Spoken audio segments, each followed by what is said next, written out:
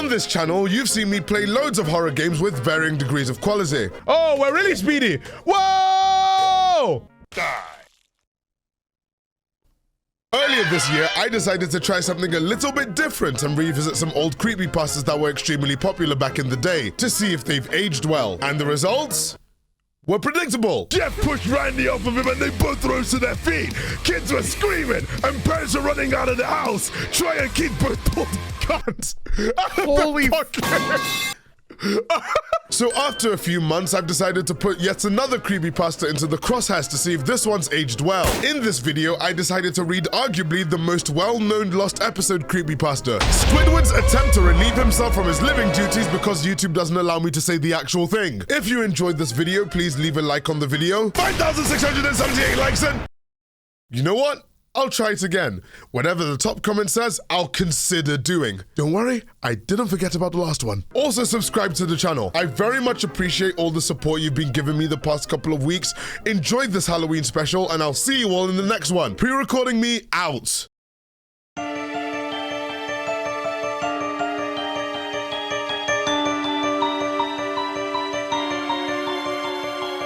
Hello, everybody! How are you guys doing on this fine Monday night? Are you guys doing good? You guys doing great? Synonyms for good, antonyms for bad, antonyms for good, synonyms for bad. If you're having a bad day, perhaps I can make your day just a little bit better, marginally better. I mean, not amazingly better, but marginally better. What we're doing today is actually not located in the middle of the screen this time because it's a return to something that I did at the very start of the year. But it is Hacktober, and this is a very rare occasion where Friday the 13th is this month. So because of that, I've decided to go back to the past once again, and today we are going to be, drumroll please, we're eating spooky spaghettis! As you can tell by the title that you can see at the top of the screen, we are going to be reading Squidward's Suicide. Yep, that's right. This will be the third creepypasta video, I believe. The first one was Jeffrey Woods. The second one was Sonic.EXE. And this is also one of the most iconic creepypastas there is. I believe this is a rare case of a creepypasta being not only acknowledged by the creators, but actually canonized. They put the one image in SpongeBob SquarePants, and then they actually had to remove it. So technically speaking, it's a creepypasta in and of itself. And yep, unfortunately, we're on fandom. I know. But I guess without further ado, I just want to start off by saying, if you want an answer at the end, prepare to be disappointed. There just isn't one. Okay, so what's the point in reading this then? All right, stream over. Thank you guys for watching this creepypasta. Subscribe for more, and I'll see you. I was an intern at Nickelodeon Studios for a year in 2005 for my degree in animation. It wasn't paid, of course. Most internships aren't, but it did have some perks beyond education. To adults, it might not seem like a big one, but most kids at the time would shit themselves over it. Now, I really hate fandom. I hate you so much. Like, what's the point of this top bar? Editor, put something funny on the top bar. This is pissing me off. I'm gonna do some admin real quick. McDonald's have a ghost in the burger. Now, since I worked directly with the editors and animators, I got to view the new episodes days before they aired. I'll get right to it without giving too many unnecessary details. They'd very recently made the SpongeBob movie, and the entire staff was somewhat sapped of creativity, so it took them longer to start up the season. But the delay lasted longer for more upsetting reasons. There was a problem with the Series 4 premiere that set everyone and everything back for several months. The thing with SpongeBob, right, is that I do recall that there was like a down period after the movie. A lot of people agree that the movie should have been where it ended, but why would Nickelodeon want to get rid of a cash cow? Most of the best episodes are before the movie. I'm pretty sure everyone agrees that the best episodes are all before the movie. Because I've seen a lot of people say, hey, SpongeBob's kind of good now. I feel like it's traded good writing with wacky faces and ADHD humor where something has to happen every 10 seconds. But that's my take anyway. Let's continue. Me and 2 other interns were in the editing room along with the lead animators and sound editors for the final cut. We received the copy that was supposed to be Fear of a Krabby Patty and gathered around the screen to watch. Now, given that it isn't final yet, animators often put on a mock title card, sort of an inside joke for us, with phony, oftentimes lewd titles such as How Sex Doesn't Work instead of Rockabye by Valve, when SpongeBob and Patrick adopt a sea scallop. Really now? What about the Chat, do you reckon that as a mock-up title card, one of them did like the N-word? You know that meme of that guy, that React channel, just saying, let's go. Do you reckon? Imagine that Nickelodeon Studios, and they're literally just like, all right, let's go. And they just... I can't even show you it. I'd have to censor it, but it's so funny how he's about to have the ice lolly, and then he stops, sees what's on the screen, and then incredulously just goes. Anyway, nothing particularly funny, but work-related chuckles. So when we saw the title card, Squidward Suicide, we didn't think it more than a morbid joke. One of the interns did a small throat laugh at it. How do you throat laugh at something? Surely they should have said something like, one of the interns did a sharp exhalation from their nose. Like, what? Why can't they say one of the interns wheezed? What's a throat laugh? The happy-go-lucky music plays as is normal. The story began with Squidward practicing his clarinet, hitting a few sour notes like normal. We hear SpongeBob laughing outside and Squidward stops, yelling at him to keep it down as he has a concert that night and needs to practice. SpongeBob says okay and goes to see Sandy with Patrick. The bubble splash screen comes up and we see the ending of Squidward's concert. This is when things began to seem off. While playing, a few frames repeat themselves, but the sound doesn't.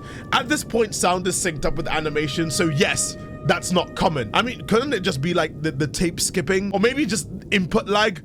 Like maybe you had it on a big screen and something, like, come on, it's just a glitch. But when he stops playing, the sound finishes as if the skip never happened. There's slight murmuring in the crowd before they begin to boo him. Not normal cartoon booing that's common in the show, but you could clearly hear malice in it. Sorry, I can't.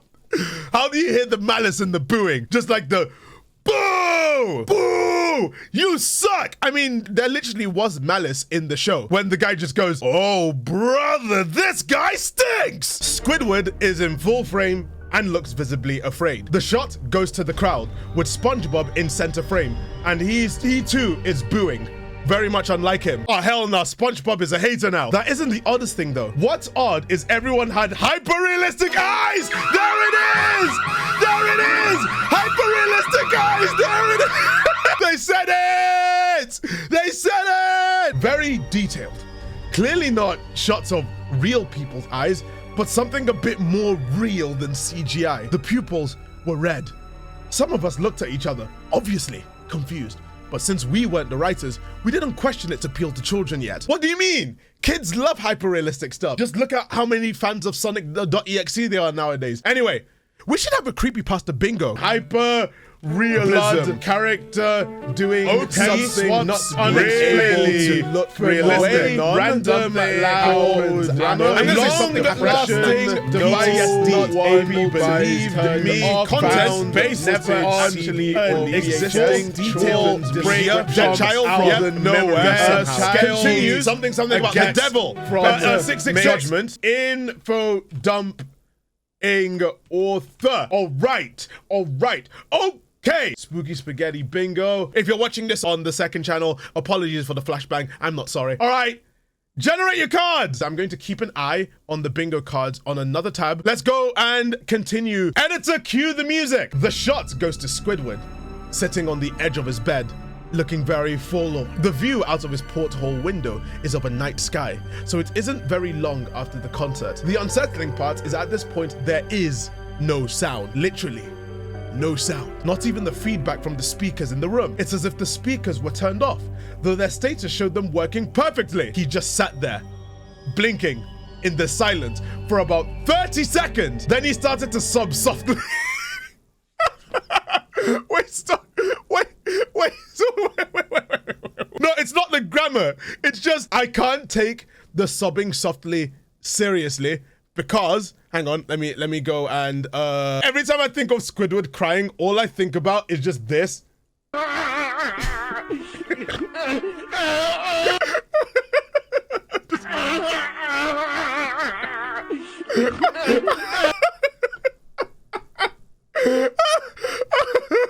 Imagine just go like,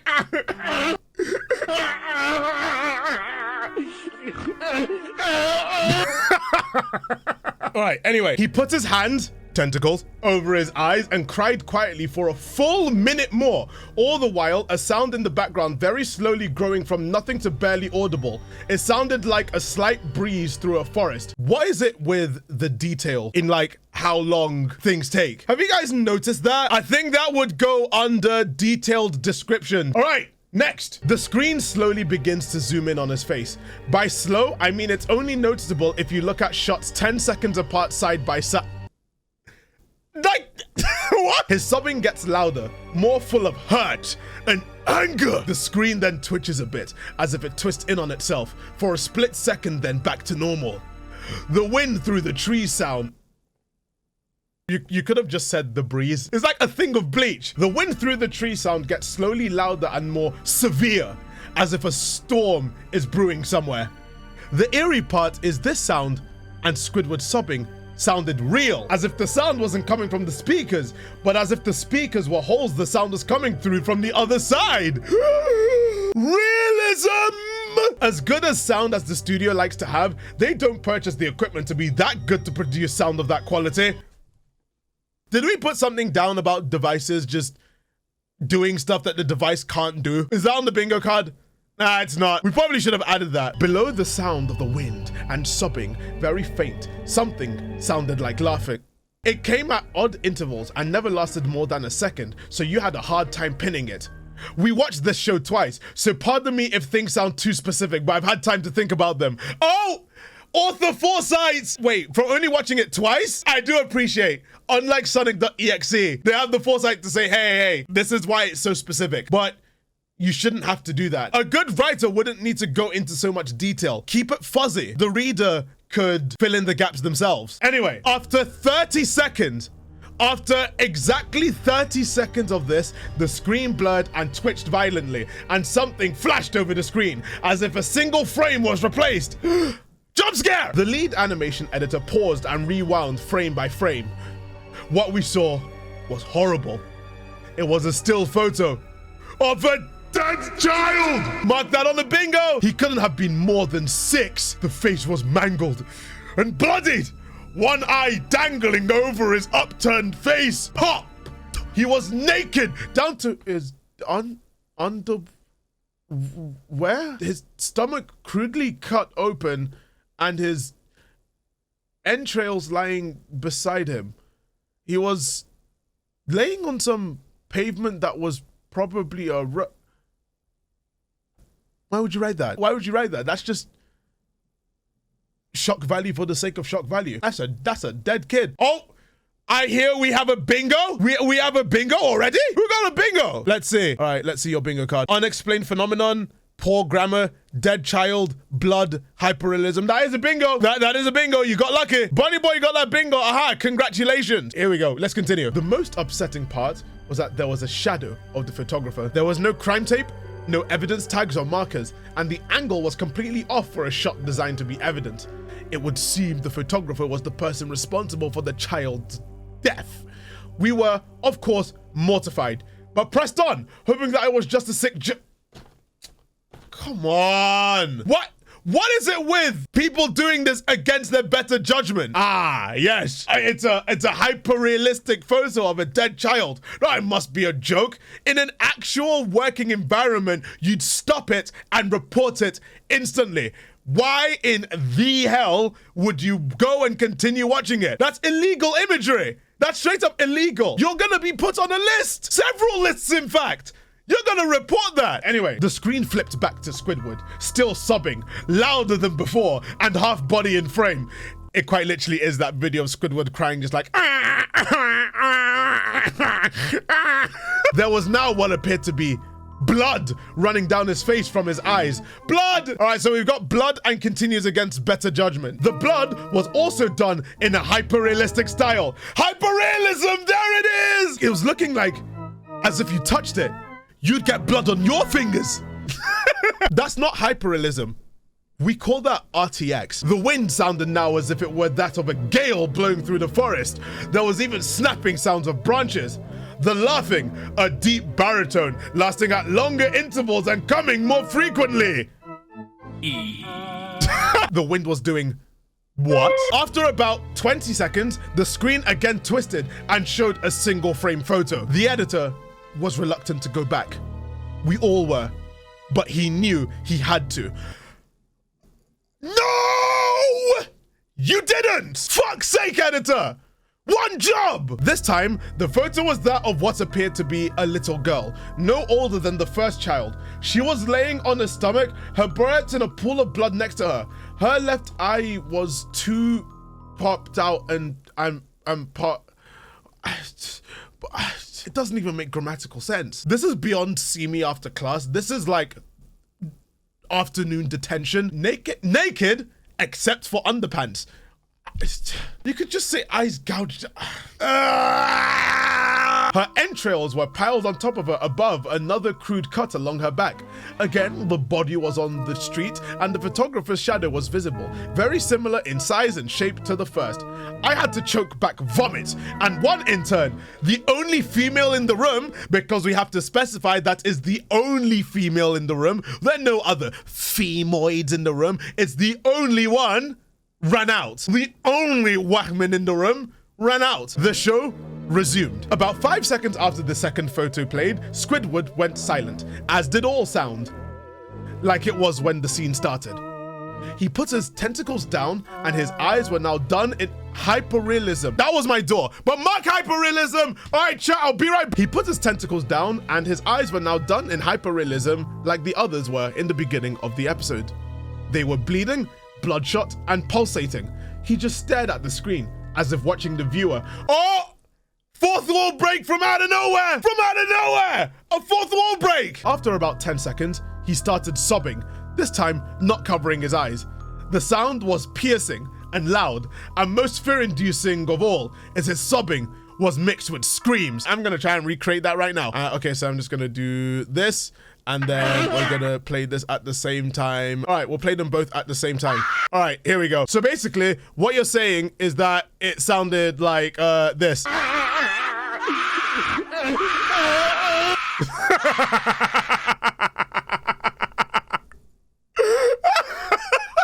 Tears and blood were dripping down his face at a heavy rate.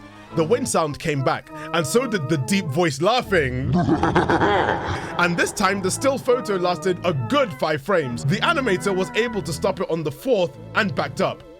This time, the photo was of a boy, about the same age, but this time the scene was different. The entrails were just being pulled out from a stomach wound by a large hand. The right eye popped and dangling. What the fuck do you mean, popped? 3 dead kids! 3! The animator proceeded. Why would the animator continue? At this point, that's just stupid. The animator should have proceeded to call the cops. It was hard to believe, but the next one was different, but we couldn't tell what. He went on to the next, same thing. He went back to the first and played them quicker, and I lost it! I vomited on the floor, the animating and sound editors gasping at the screen. The 5 frames were not as if they were 5 different photos. They were played out as if they were frames. We saw a hand slowly lift out the guts. We saw the kid's eyes focus on it. We even saw 2 frames of the kid beginning to blink. They just couldn't look away. I love how he says, he went back to the first and played them quicker and I lost it. Like, I lost it. Ah! Imagine him just gamer raging over seeing a child, a dead kid, just ah! Ah! Ah! The lead sound editor told us to stop. He had to call in the creator to see. It took you 3 dead kids to be like, maybe we should call someone. And not the cops, we're calling Steven Hillenberg. What's he gonna do? Mr. Hillenberg arrived within 15 minutes. He was confused as to why he was called down there, so the editor just continued the episode. Why couldn't you just give him the content? Once the few frames were shown, all screaming, all sound again stopped. Squidward was just staring at the viewer, full frame of the face for about 3 seconds. Exactly 3 seconds, guys! The shot quickly panned out, and that deep voice said, "Do it!" And we see in Squidward's hands a shot. Where's he got a shot? Why has he got a shotgun? He immediately puts the gun in his mouth and pulls the trigger. Realistic blood. It's not fake blood, it's realistic. Realistic blood and brain matter splatters the wall behind him and his bed, and he flies back with the force. The last 5 seconds of this episode show his body on the bed, on his side, one eye dangling on what's left of his head above the floor, staring blankly at it. Then the episode ends. Mr. Hillenburg is obviously angry at this. 10 swap! Put a 10 swap in there! He demanded to know what the hell was going on. Most people left the room at this point, so it was just a handful of us to watch it again. Viewing the episode twice only served to imprint the entirety of it in my mind and caused me horrible nightmares. I'm sorry I stayed. The only theory we could think of was the file was edited by someone in the chain from the drawing studio to here. The CTO was called in to analyze when it happened. The analysis of the file did show it was edited over by new material. However, the timestamp of it was a mere 24 seconds before we began viewing it all. 24 seconds? So that must mean a ghost did it. All equipment involved was examined for foreign software and hardware as well as glitches, as if the timestamp may have glitched and showed the wrong time. Finally, god damn it, why was my let's go finish this. But everything checked out fine. We don't know what happened, and to this day, nobody does. There was an investigation due to the nature of the photos, but nothing came of it. No child scene was identified, and no clues were gathered from the data involved, nor physical clues in the photos. I never believed in unexplainable phenomena before, but now that I have something happen and can't prove anything about it beyond anecdotal evidence, I think twice about things.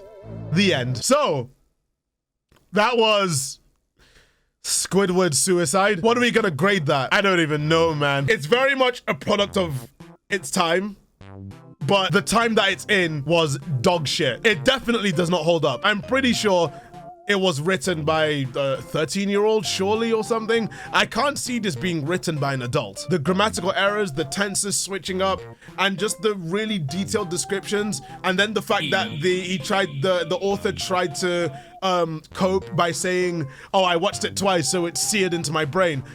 It could have been more ambiguous. The fact they went for hyperrealism is the real problem here.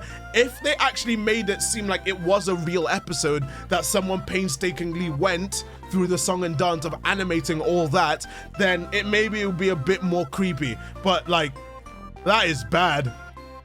That is pretty bad. In previous episodes, I would attempt to fix this, but I feel like fixing it is a tall order, and I'd need a lot more likes to fix something like that.